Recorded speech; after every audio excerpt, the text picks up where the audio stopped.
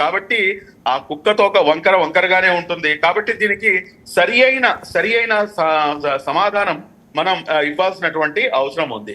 Unity is the diversity అన్న ఏదైతే beauty of our nation ఉందో దాన్ని ఈ రోజున మన భారతదేశం చాలా స్పష్టంగా మొత్తం ప్రపంచానికి కూడాను చాటి చెప్తుంది.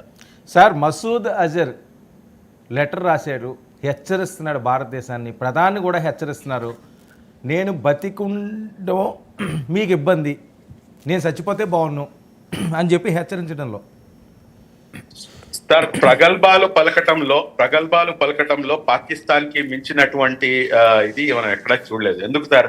ఇప్పుడు ఆయనేమో ఆ మాట అంటున్నాడు, రెండో వైపు నుంచి వాళ్ళ విదేశాంగ మంత్రి ఎవరో ఏమంటున్నాడు, మీరు మట్టుకు ఇంకా దాడులు కనుక ఆపేస్తే కనుక మేము తిరిగి దాడి చేయము అంటున్నారు. అంటే ఇక్కడ పరిస్థితి చాలా క్లియర్ గా అర్థమవుతుంది. అదేంటంటే ఏదో విధంగా మైండ్ గేమ్ ఆడాలి అని చెప్పేసి, అంతే తప్పించి వీరు ఏదో అనుకుంటున్నారు, ఏదో సింపుల్ గా అయిపోయింది ఇంకా వదిలేస్తారు అని చెప్పేసి.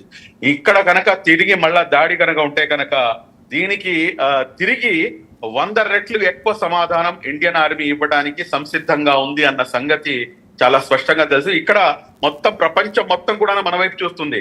ఇండియా అనేది వార్ని కోరుకోవట్లేదు అన్న సంకేతం చాలా స్పష్టంగా వెళ్ళింది. మేము వారిని కోరుకోవట్లేదు. ఏదైతే టెర్రరిస్ట్ యాక్టివిటీ ఎవరిచ్చారండి వీళ్ళకి రైటు?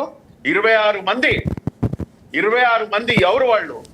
మీకు బంధువులా, నాకు బంధువులా? మన అందరికి 140 కోట్ల మందికి వాళ్ళ చాలా మనశ్శాంతిగా ఉంది. ఎందుకు మనశ్శాంతిగా ఉంది? అది మన భారతదేశం యొక్క గొప్పతనం. అని ఏం చేశారు వాళ్ళు? ఏ పాపం చేశారని చెప్పేసి ఎందుకు చంపుతావు నువ్వు? ఈ ఉగ్రవాద చర్యల్ని కఠినంగా దాన్ని కుకిటి వేళ్లతో పీకి అవతల పడేయాల్సినటువంటి అవసరం ఉంది. ఈ అజర్ మసూద్ ఇవన్నీ కూడాను జూజూబీ అంటా చూడండి, అంతే, దానికన్నా మించి ఏం కాదు. ఇది నాకు తెలిసి సార్ కంప్లీట్ గా ఏంటంటే దొంగ అని చెప్పేసి అరిచి మొత్తం ప్రపంచం యొక్క ఒక సింపతిని గెయిన్ చేసేటటువంటి ప్రయత్నం పాకిస్తాన్ చేస్తుంది.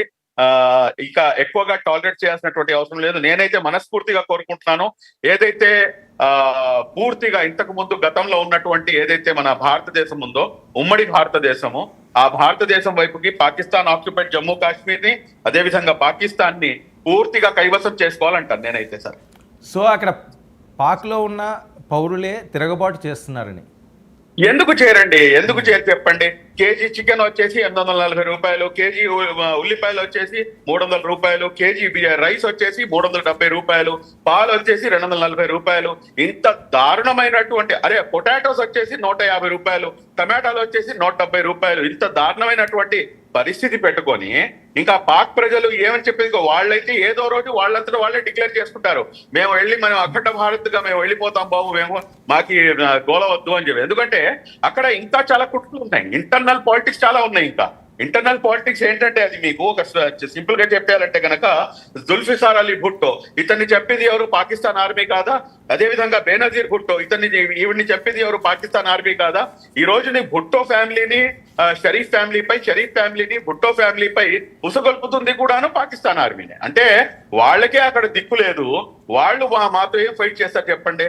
యాజ్ పర్ సిప్రీ సర్వే మేము మా యొక్క ఏదైతే దేశ భద్రత కోసం దాదాపు $90 బిలియన్ మేము ఖర్చు పెడుతుంటే, ఆఫ్టర్ ఆల్ $9 బిలియన్ కూడాను ఖర్చు పెట్టలేనటువంటి దౌర్భాగ్యపు స్థితిలో ఉన్నటువంటి పాకిస్తాన్ మాకు దాయాది దేశంగా కూడాను మేము పరిగణించడానికి అవసరం లేదు సార్.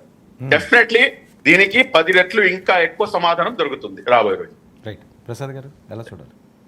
ముందుగా 99 టీవీ ప్రేక్షకులకు నమస్కారం అండి. అలాగే ప్యానల్లో ఉన్న పెద్దలకి ప్రత్యేక నమస్కారాలు. మీకు కూడా వరం గారు. ఆపరేషన్ సింధూర్ వాళ్ళ మొహానికి 23 నిమిషాలు చాలు. మీరు ఇందాకలా ఉపోద్ఘాతంలో చెప్పారు, గతంలో భారత్ కనుక ఎర్ర కన్ను తెరిస్తే, అంటే మూడో కన్ను ఎర్ర కన్ను కూడా అక్కర్లేదు సార్,